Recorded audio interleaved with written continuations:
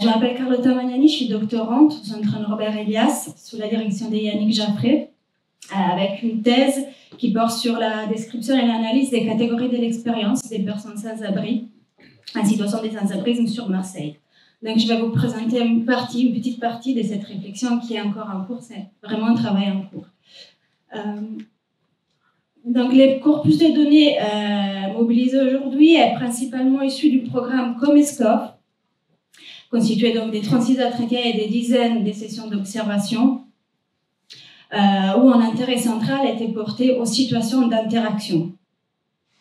Les terrains a été menés entre septembre 2020 et février 2021, donc des mois après les débuts de la crise et avant que des mesures liées à la vaccination soient prises, donc qui seront très clivantes par la suite. Et c'est vraiment à situer dans ces laps de temps les résultats dont je vais vous parler.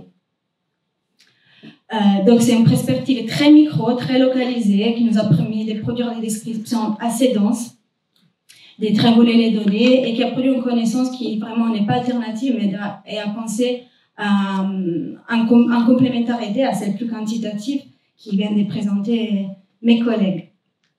Donc, puisque dans ma thèse je m'intéresse aux catégories affectives, je me suis interrogée, même dans ces cadres, aux manières dont les personnes sans-abri réfléchissent et conceptualisent les diverses expériences qu'ils font des mesures sanitaires, afin de comprendre comment elles se rapportent aux catégories de l'action médico-sociale et des rhétoriques politiques. L'objectif pratique, évidemment, ce serait de donner matière à une meilleure compréhension des raisons d'agir de leur public. Donc, tout d'abord, vite fait un point sur les lexiques. Nous entendons par catégorie affective les manières par lesquelles nos répondants conceptualisent leur expérience sensible et cognitive. Elles peuvent être orientées en valeur, on parle alors des catégories axiologiques, et avoir aussi une valeur normative. C'est dans ces cadres qu'on parle de catégories morales. C'est vraiment une distinction conceptuelle, et l'intérêt, c'est qu'elle nous permet de voir comment une même catégorie peut évoluer en fonction des usages et des contextes historiques. Donc, ces tableaux vont nous aider à présenter les propos. Nous avons dans la première colonne les catégories médicales qui identifient les comportements vis-à-vis des instructions données par rapport à l'intérieur d'un rapport médecin-patient ou plus largement expert-profane. Donc, on a la notion d'observance ou au contraire des réticences. Dans la deuxième colonne, on a deux catégories à travers lesquelles l'action publique explique les raisons d'agir et par conséquent aussi qui sont mobilisés, des concepts qui sont mobilisés pour orienter les comportements des populations. Et concernant la pandémie de Covid, nous avons trouvé très intéressant les recours au concept de responsabilité dans l'incitation au respect des normes et des gestes barrières. Pas parce que c'est quelque chose de nouveau, évidemment, les recours à l'idée que chacun doit répondre individuellement de ses actes, c'est très fréquent dans les stratégies de maîtrise des risques sanitaires. Ce qui est moins courant, en revanche, c'est qu'elles soient mobilisées au même temps en articulation à des mesures coercitives dont la modernité semblait nous avoir libérés justement pour les remplacer à l'injonction à l'autocontrôle. Donc, à l'inverse, la non-observance expliquée, comme d'ordinaire, en termes des manque d'informations, manque de rationalité, manque de volonté, manque de moyens matériels, donc un peu en termes des manques de tout ce qui fait d'une personne un individu autonome.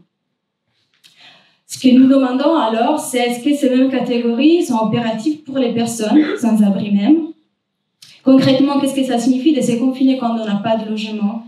Qu'est-ce que ça signifie la distanciation physique quand la promiscuité est la condition pour accéder à assouvir les besoins primaires? Et quand la désaffiliation, c'est un élément central du processus qui amène à la rue, qu'est-ce que ça signifie? C'est protéger quand on vit dans la saleté. Donc, notre tentative de répondre à ces questions, quelques catégories affectives, se sont dégagées. Même si nous le soulignons, c'est vraiment une petite extrait, on ne va pas parler des contre-exemples qui sont néanmoins nombreux à l'intérieur de l'enquête. L'explication principale qui était donnée par nos répondants, c'était à propos de leur réticence à appliquer les gestes barrières, c'était les manques de concernement. Donc c'est un mot qui n'a pas vraiment d'entrée lexicale, mais qui existe dans la littérature, dans le sens de s'éprouver en relation avec quelque chose ou quelqu'un. Les personnes se disent nous concernées tout d'abord par les mesures, des confinements, des couvre-feux ou des contrôles. Donc cette affirmation est incohérente avec d'autres discours et d'autres observations que nous avons pu mener. On sait que les mesures ont un gros impact, un impact très important sur les quotidiens des personnes sans abri. Néanmoins, les répondants expliquent ces affirmations par leur exclusion habituelle des espaces de consommation et des sociabilités et par l'absence d'attente de conformité portée sur eux par les forces de l'ordre, à l'exclusion des jeunes et des personnes engagées dans des activités de sexe transactionnel dans la rue. Nous observons un peu ce que Gourman appelle l'appropriation du stigmate. Donc, les manques de concernement, c'est en quelque sorte une revendication identitaire que nous retrouvons aussi dans les deuxièmes éléments. Les personnes ne se disent pas concernées par les risques viraux. Ce qui était pour nous très intéressant parce que ces discours marquent une torsion des repères socio-symboliques à travers lesquels les personnes sans abri qui nous rencontrons se positionnent dans un espace qui vont de l'inclusion à l'exclusion. Lors de nos anciens terrains, je vais faire vite, avant 2020, avant la pandémie, il était courant que les personnes mettent en avant leur vulnérabilité à la contamination, comme marque de distinction, comme preuve de civilisation presque. En période pandémique, au contraire, l'habituation du corps à la souillure et aux agents pathogènes est valorisée comme condition de résistance. Et en même temps, la peur de la contagion devient une véritable catégorie morale, source de forte dévalorisation. Dans les deux cas, qu'on vient de voir, les personnes se donnent d'une certaine manière symboliquement les moyens d'avoir une prise sur leur propre environnement lorsque ceci risque de devenir immaîtrisable. Enfin, ils ne se disent pas concernés par l'autre, par la relation. D'un côté, c'est les répondants, donc des personnes sans abri, disposent le plus souvent des relations quantitativement faibles et qualitativement descendues, quoique parfois soient vraiment surinvesties. Dès l'autre, lorsqu'ils perçoivent leur entourage comme non observant des gestes barrières, ils ont tendance à s'y conformer pour ne pas manquer aux normes de bienséance qui se traduisent dans une acceptation de la proximité physique. En revanche, les respects, la notion de respect, la catégorie de respect est très souvent évoquée comme raison d'appliquer les normes lorsqu'on est avec des personnes qui s'y montrent sensibles ou qui sont obligées, en particulier avec les professionnels des structures.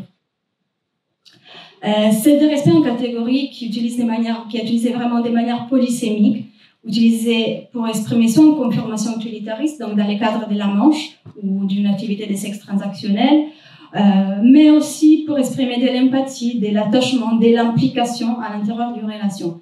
Donc, distance et proximité sont imprégnées dans leur dimension tant physique que sociale et affective. Donc, pour conclure, la régulation des comportements en matière de prévention du risque viral nous a paru médiée non seulement par les informations sur la transmission et la dangerosité du virus, ni par l'octroiement des moyens matériels, qui sont des conditions absolument nécessaires, évidemment, on ne va pas retourner dessus, mais aussi par des préoccupations relatives à l'identité, au lien social et à l'agentivité des acteurs.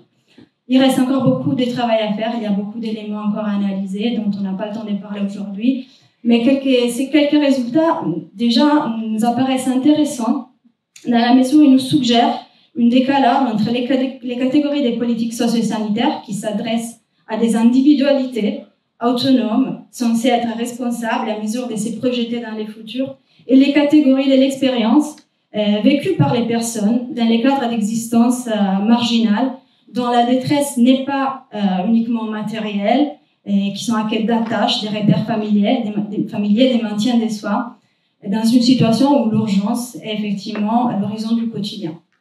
Merci de votre attention. Merci beaucoup.